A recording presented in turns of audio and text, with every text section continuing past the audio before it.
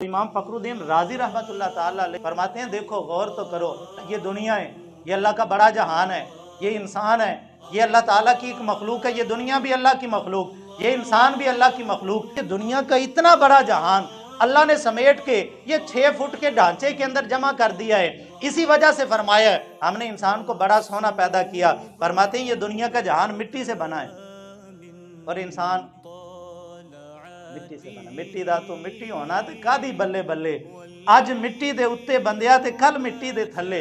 अब इस दुनिया के जहान को देखें, कहीं से जगह ऊंची, कहीं से नीची, कहीं से बुलंद, कहीं से नीची। इसी तरह इंसान का जिस्म है, कहीं ऊंचा है, कहीं नीचा है, कहीं गहरा है, कहीं बराबर है। जमीन को खोदें, नीचे से पानी निकलता है। इंसान के जिस्म को काटे, नीचे से खून निकलता है।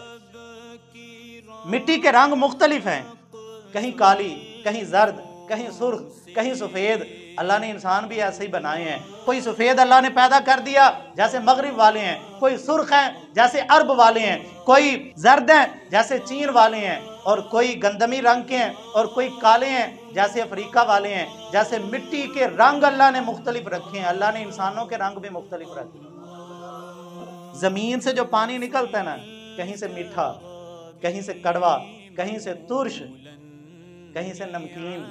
अल्लाह ने इंसान का वजूद भी ऐसे ही रखा है कि पानी मुंह से निकले तो मीठा है, पानी कान से निकले तो कड़वा है, पानी आंख से निकले नमकीन है, और पानी नाक से निकले तो तुर्श है। और जमीन कहीं से इतनी खूबसूरत है, दिल करता है देखते ही जाओ। कहीं से वहशत होती है, कहीं से बदबू आती है। इसी तरह कुछ इंसान भी ऐसे होते हैं, किसी को देखें तो दिल करता है देखते ही जाए।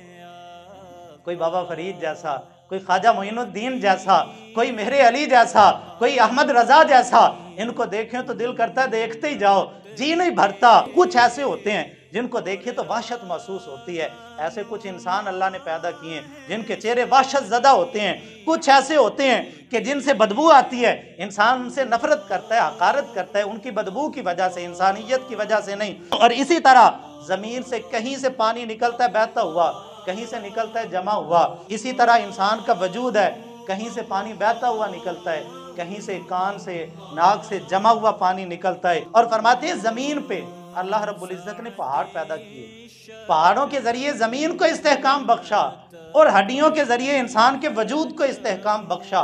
पहाड़ पे मिट्टी आती है, दरख्त उगता है, इंसान के जिस्म की हड्डी पे गोश्त आता है तो बाल उगते हैं।